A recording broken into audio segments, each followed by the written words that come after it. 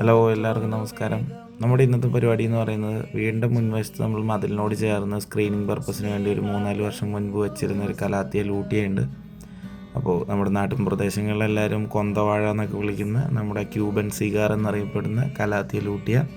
അപ്പോൾ ഇതിൻ്റെ കുറച്ച് ലീവ്സ് ഉണങ്ങി പഴുത്തു പോയിട്ടുണ്ട്. അതേപോലെ മതിലിൻ്റെ പണിയോടനുബന്ധിച്ചിട്ട് ഞാനത് 2 വശത്തേക്കായിട്ട് വലിച്ച് കെട്ടി നിർത്തിയിട്ടുണ്ടായിരുന്നു മരത്തിലേക്ക്. അപ്പോൾ അതൊക്കെ ഒന്ന് റിലീസ് ചെയ്ത് പ്ലാന്റിനെ ഒന്ന് ഫ്രീ ആക്കണം. നിങ്ങൾക്ക് ഈ വീഡിയോയിൽ കണ്ടു കഴിഞ്ഞാൽ അറിയാം, പ്ലാന്റ് ഏകദേശം വളർന്നൊരു 14-15 അടിയോളം ഹൈറ്റ് വളർന്നിട്ടുണ്ട്. അത് വേറെ ഒന്നും കൊണ്ടല്ല, നമ്മുടെ മാവിൻ്റെ ഷെയ്ഡിലാണ് നിൽക്കുന്നത്. നല്ല ഷെയ്ഡുള്ളിടത്ത് നിന്ന് കഴിഞ്ഞാൽ കലാത്തിൽ കൂട്ടിയ നല്ല ഗ്രോത്ത് കാണിക്കാറുണ്ട്.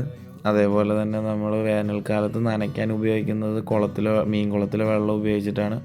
അപ്പോൾ അതിൻ്റേതായ ഗുണങ്ങളും പ്ലാന്റ്സിന് കിട്ടാറുണ്ട്.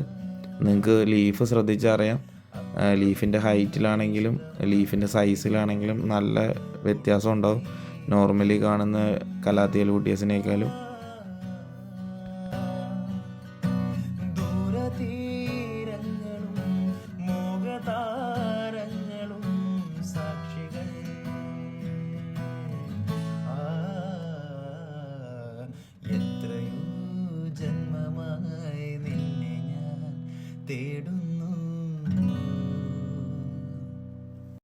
കാറ്റോടു